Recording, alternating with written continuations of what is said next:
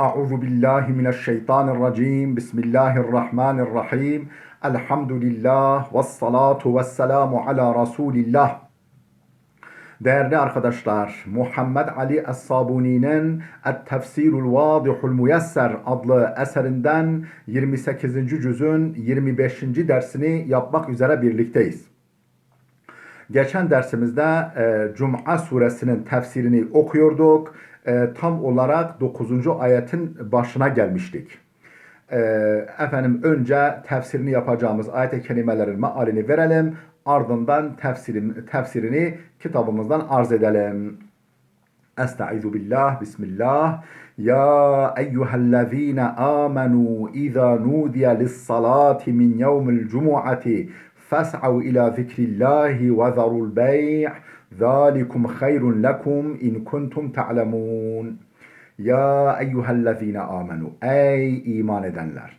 İzâ nudiye lissalati min yevmil cumu'ati, cuma günü namaz için çağrıldığınızda, namaz ezanı okunduğunda fes'av ila zikrillahi, Allah'ı hiç vakit kaybetmeden Allah'ı anmaya koşun. Fes'av yani takibiyedir. Hemen yani ezanı duyar duymaz koşun ila zikrillah, Allah'ı anmaya, namaza. Ve zerul bey', alışverişi bırakın. Zalikum hayrun lekum, bu sizin için daha hayırlıdır. İn kuntum ta'lemun, şayet bilirseniz. Devamını da mealen arz ediyoruz. فَاِذَا قُضِيَتِ الصَّلَاةُ فَانْتَشِرُوا فِي الْأَرْضِ وَابْتَغُوا مِنْ فَضْلِ اللّٰهِ وَاذْكُرُوا اللّٰهَ كَثِيرًا لَعَلَّكُمْ تُفْلِحُونَ. فَاِذَا قُضِيَتِ الصَّلَاةُ, namaz kılınır kılınmaz. Namaz kılınınca da فَانْتَشِرُوا فِي الْأَرْضِ, yeryüzüne dağılın, yeryüzüne yayılın. وَابْتَغُوا مِنْ فَضْلِ اللّٰهِ, Allah'ın lütfu keremini arayın. Yani çalışıp çabalamakla, kazancınızın, maişetinizin, geçiminizin peşinde koşmakla Allah'ın lütfu keremini, fazl-ı ihsanını arayın. وَذْكُرُوا كَثِيرًا, Allah'ı çokça anın, çokça zikredin. لَعَلَّكُمْ تُفْلِحُونَ, umulur ki bu şekilde murada erersiniz, felaha erersiniz. Buraya kadar olan kısmın tefsirini de arz edelim. Ya eyyühellezine amenu izâ nudiye lissalâti min yevmil cumu'ati fes'av ilâ zikrillâhi ve zerul bey' zâlikum hayrun lekum in kuntum ta'lemûn. Ey yani izâ semi'tumul muezzine yuezzinu lissalâtil cumu'ati, İza semi'tumul muezzine, muezzini duyduğunuzda yuezzinu lissalatil cumu'ati, cuma namazı için ezan okuyan muezzini duyduğunuzda famdu vemşu ila sema'i hutbetil cumu'ati ve eda'is salah. Famdu, hızlanın. Vemşu, yürüyün. İla sema'i hutbetil cumu'ati, cuma hutbasını dinlemek için ve eda'is salati, ve namazı eda etmek için hızlanın ve yürüyün. Vetrukul bey'a ve şira'a, alımı, satımı terk edin, alışverişi bırakın. Vesaire enva' ticara, ve diğer ticaretin diğer çeşitlerini de bırakın. Ve cemi'al eşgal, sadece ticaret değil, diğer bütün meşgalelerinizi bir yana bırakın. Hutbeyi dinlemeye ve namazı kılmaya gidin. Utruku ticarete dünya ila ticaretel ahire er-rabiha. Dünya ticaretini bırakın, o kazançlı olan ahiret ticaretine koşun. Dünyalık ticareti bırakın. Namaz, hutbe, zikrullah, bu da ahiretin ticaretidir. Hem de çok karlı ticaretidir. Ona doğru koşun. فَاِنَّ ذَٰلِكَ خَيْرٌ لَكُمْ وَاَنْفَعٌ. Hiç şüphesiz bu sizin için hem daha hayırlı hem daha faydalıdır. Min cemi'i mekasibid dünya, diğer bütün dünya kazançlarından, diğer bütün dünyalık kazançlardan. İn kuntum min zevil ilmi vel fehmi, eğer ilim ve zeka, ilim ve anlayış sahibiyseniz, yani ilminiz, bilginiz varsa, anlayışınız, aklınız, zekanız varsa bunu böylece bilesiniz. فَاِذَا قُضِيَتِ الصَّلَاةُ فَانْتَشِرُوا فِي الْأَرْضِ وَابْتَغُوا مِنْ فَضْلِ اللّٰهِ وَاذْكُرُوا اللّٰهَ كَثِيرًا لَعَلَّكُمْ تُفْلِحُونَ. Mealini vermiştik. Tefsirini arz ediyoruz. Ey fe iza eddeytumus salata ve feragtu minha, yani namazı eda ettiğinizde ve feragtu minha ve tamamladığınızda, bunu bitirdiğinizde feteferraku fil ardı, yeryüzüne dağılın, yeryüzünde yayılın, li talaber rızk vel maaş, rızkınız ve maişetiniz için yeryüzüne yayılın, dağılın. Ve kadai masalihikum, ve yararınıza, faydanıza olan hususları yerine getirmek için, gerçekleştirmek için. Ve zikuru rabbakum zikren kethira. Ama bu merhalede de, bu aşamada da rızkınızın peşinde koşarken de Rabbinizi çokça zikredin. Rabbinizi aklınızdan çıkarmayın. Onun name şerifini, name celilini dilinizden düşürmeyin. Litefuzu bi hayri dareyni, ta ki iki dünya hayrini, faydasını elde edesiniz. Ve tes'adu ve tuflihu, saadete, mutluluğa eresiniz ve murada eresiniz, felah bulasınız. Ve izâ ra'av ticareten ev lehven infaddu ileyha ve terakûke qâimâ. Efendim burada bazı Müslümanlara sitem vardır. Diyor ki ve izâ ra'av ticareten ev lehven, efendim bir ticaret veyahut da bir eğlence türü bir şey gördüklerinde infaddu ileyha, oraya doğru dağılırlar ve terakûke kaima, seni minberin üzerinde hutbe okurken tek başına ayakta bırakırlar. Efendim kul ma indallahi hayrun minel lehvi ve minel ticare, de ki Allah katında olan mükafat, sevap hayrun, daha hayırlıdır, minel lehvi, eğlenceden, ve minel ticareti, ticaretten, ve eğlence ve ticaretten çok daha hayırlıdır. Vallahu hayrur razıkin, Allah rızık verenlerin en hayırlısıdır. Rızık verenlerin en iyisidir Allah. Tefsirini okuyalım. Hâzâ ve izâ ra'av ticareten ev lehven infaddu ileyha ve terakûke qâima. Mealini verdiğimiz bu kısmın tefsiri şudur. Hâzâ itabun li ashabin nebiyyi sallallahu aleyhi ve selleme. Bu Resulullah sallallahu aleyhi ve sellemin sahabilerine bir sitemdir, bir serzeniştir. اَلَّذ۪ينَ انْصَرَفُوا عَنْ سَمَاعِ الْخُطْبَةِ وَتَرَكُوا الرَّسُولَ يَخْطُبُ عَلَى الْمِنْبَرِ. Hangi sahabilerine, peygamberin hangi sahabilerine sitemdir, serzeniştir? اَلَّذ۪ينَ انْصَرَفُوا عَنْ سَمَاعِ الْخُطْبَةِ, hutbeyi dinlemeyi bırakan, hutbe-i, yani eskiden peygamberin döneminde önce namaz kılınırdı, sonra hutbe okunurdu. Efendim hutbeyi dinlemeyi bırakıp dağılıp gidenlere bir sitemdir. Ve terakur rasule yahtubu alel minberi, peygamberi minber üzerinde hutbe okurken terk eden, bırakıp dağılan bazı sahabilere bir sitemdir. Ey ve izâ semi'û ticareten râbiheten ev şey'en ve izâ semi'û bi ticareten râbiheten ev şey'in min lehvid dünya ve zinetiha. Ey yani izâ semi'û ticareten râbiheten, onlar kazançlı bir ticaret duyduklarında, kazançlı bir ticaretin haberini aldıklarında, ev şey'in min lehvid dünya ve zinetiha, dünyanın eğlencesi, zevku sefası ve süslü nimetlerinden bir şey gördüklerinde teferraku anke ve sarafu, senin etrafından dağılırlar ve çekip giderler. Ve terakuke ya Muhammed kaimen tahtubu alel minber, seni minber üzerinde hutbe okurken ayakta terk eder, yani sen ayakta hutbe okurken seni terk eder giderler. Nasıl olmuş bu olay? Şimdi onu anlatıyor. Ruviye enne Dihyetel Kelbiye kadime bi ticareti mineşşam.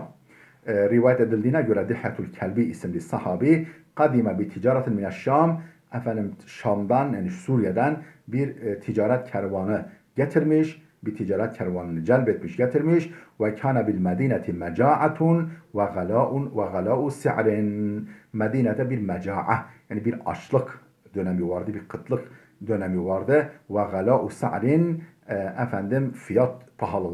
fiyat pahalılığı ve bir açlık devresi vardı.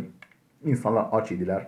Kıtlık vardı, yokluk vardı ve fiyatlar pahalıydı. Ve kana fil kafileti enva'u ta'am. o gelen kafilede, gelen kervanda türlü türlü yiyecekler vardı. Min burrin min burrin buğday ve dakikin un ve zeytin zeytinyağı ve zebibin kuru üzüm türünden her türlü yiyecek vardı. Felemma alime ehlul mescidi zalika Peygamber mescidinde hutbeyi dinleyen sahabiler bunu öğrenince kulaklarına bu gidince kamu yetesabakuna nahve ticaretil kadime kalktılar gelmekte olan Medine'ye girmekte olan ticarete doğru birbirleriyle adeta yarıştılar. Kamu yetesabakuna kalkıp adeta yarıştılar. Birbirine yarışırcasına koştular. Nahve ticaretil kadime Medine'ye gelen ticarete doğru, ticaret kervanına doğru. Haşyete en tefutehumul erzaku erzakı kaçırma korkusuyla yani başkaları alır bize kalmaz endişesiyle. Ve ma baqiye ma'an nebiyyi illa adadun yesir. Peygamberin yanında hutbeyi dinleyen ancak çok az kimse kaldı. Kimse kalmadı ancak adadun yesir az sayıda kimse kaldı. Ravel Bukhari an Cabir'in ennehu kal. Bukhari'nin Hazreti Cabir'den naklettiğine göre Cabir şöyle demiştir. Akbelet irun yevmel cumuati. Cuma günü bir kervan geldi ve nahnu ma'an nebiyyi sallallahu aleyhi ve selleme biz Resulullah'la beraberdik. Resulullah'ın yanındaydık. Ve nebiyyü yahtubu peygamber hitap ediyordu, hutbe okuyordu. Feharacen nasu ve bakiye 12 raculan insanlar çıktılar. Sadece 12 kişi kaldı. Ana fihim ve Ebu Bekir'in ben de aralarındaydım. Yani o kalanlar arasında ben de vardım. Ebu Bekir, Ömer de vardı. Başka daha 9 kişi daha vardı. Fenezelet ve izâ ra'av ticareten ev lehven infaddu ileyha ve terakuke kaima. İşte bu olay üzerine bu ayet-i kerime indi. Ve izâ ra'av ticareten ev lehven bir ticaret veyahut da bir eğlence, nefsin hoşuna giden bir şey gördüklerinde infaddu ileyha ona doğru dağılırlar ve terakuke kaima seni ayakta hutbe okurken hutbe okur vaziyette bırakırlar. Ravahul Bukhari ve Müslim bu hadisi Buhari ve Müslim nakletmiştir. Kul ma indallahi hayrun minel lehvi ve minet ticara de ki Allah katında olan sevap, mükafat, nimet daha hayırlıdır minel lehvi eğlenceden ve minet ticareti ticaretten. Vallahu hayrur razıkin Allah rızık verenlerin en hayırlısıdır. Ey kul lehum ya eyyuhar rasulu yani ey elçim, ey Resulüm onlara de ki İnnemâ indallâhi mine's-sevâbi ve'n-naîm Allah katındaki sevap ve nimetler hayrun mimma yenâlukum mine'r-rızkil acil dünyada elinize geçecek olan elde edeceğiniz acil peşin rızıktan çok daha hayırlıdır, çok daha faydalıdır, çok daha üstündür. Vallahu huve'r-rezzâku zul kuvvetil metin rızık veren yenilmez güç, yenilmez kuvvet sahibi sarsılmaz kuvvet sahibi sadece Allah'tır. Kâlel hâfizu İbn Kesir, Hafız İbn Kesir büyük tefsir sahibi, Tefsirul Kur'an-ı Azim isimli şah eserin sahibi İbn Kesir demiştir ki: "Ve yenbagî en yu'lema enne hâzihil kıssata kânet lemma kâne yuqaddimus salata yuqaddamus salatu ala'l hutbeti yevmel cumu'a ve yenbagî en yu'lema." Şunun bilinmesi gerekir ki, şu gerçeğin bilinmesi gerekir ki enne hâzihil kıssata bu olay yani peygamberi ayakta minberde ayakta hutbe okurken bırakılıp gidildiği bu olay kânet lemma kâne yuqaddamu salatu alel hutbeti yevmel cumuati cuma günü hutbe daha doğrusu namaz hutbeden önce okunduğunda önce hutbe okunuyordu. Daha doğrusu özür dilerim. Önce namaz kılınıyordu, sonra hutbe okunuyordu. Namaz öne alınıyor, sonra hutbe okunuyordu. O zaman da olmuş bu olay. Kema huvel halu fi salatil idayn. Nitekim günümüzde bayram namazları böyle kılınıyor. Önce namaz kılınıyor, sonra hutbe okunuyor. Kema rava zalike Ebu Davud. Nitekim Ebu Davud da bunu böyle rivayet etmiş. Ennehu kâne yusallil cumu'ata yusallal cumu'atu قبل الخطبة مثل العيدين أنه كان daha doğrusu أن الرسول كان يصلي الجمعة Peygamber cuma namazını kılıyordu. قبل الخطبة hutbeden önce مثل العيدين tıpkı İki bayram namazında olduğu gibi. ثُمَّ قُدِّمَتِ الْخُطْبَةُ عَلَى الصَّلَاةِ Sonra hutbe namazın öncesine alındı. وَهَذَا هُوَ الْمَعْهُودُ عَنْ صَحَابَةِ رَسُولِ اللّٰهِ رَضْوَانُ عَلَيْهِمْ Bu son durum, yani son uygulama Peygamber sallallahu aleyhi ve sellem'in sahabilerinden de öğrenilmiştir. Böyle uygulamanın bu şekilde döndürüldüğü onlardan da bilinmektedir. Onların uygulamasından da bilinmektedir. فَمَا تَرَكُوا الصَّلَاةَ Dolayısıyla sahabe-i kiram namazı bırakmamış. وَاِنْ اِنَّمَا تَرَكُوا سَمَاعَ الْخُطْبَةِ Ancak hutbe dinlemeyi bırakmışlar. O cumada, o güne mahsus. İnteha kelamul Hafız İbn Kesir. Hafız İbn Kesir'in sözü, açıklaması burada sona erdi. Vallahu Teala a'lemu. Allah daha iyi bilir. Ve sallallahu ala seyyidina Muhammedin ve alihi ve sahbihi ve sellem. Allah Efendimiz Muhammed'e ve onun aline, sahabilerine salat eylesin, rahmet eylesin ve de selam eylesin. İnteha tefsiru suratul Cumu'a. Cuma suresinin tefsiri burada sona erdi. Efendim geldik tefsiru suratul Munafikun. Münafıkun suresinin başına geldik.